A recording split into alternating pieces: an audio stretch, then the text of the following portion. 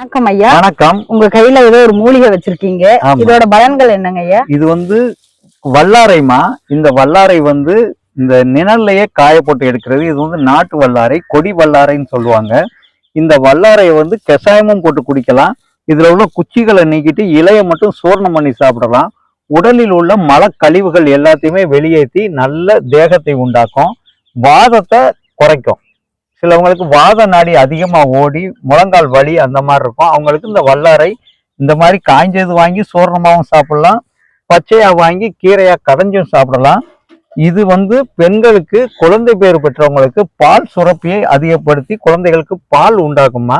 ஞாபக சக்தியை அதிகப்படுத்தக்கூடிய ஒரு அற்புதமான மூலிகை வல்லாரை. இது பச்சையா இருக்கும்போது பார்த்தீங்கன்னா மனிதனுடைய மூளை மாதிரியே இருக்கும்.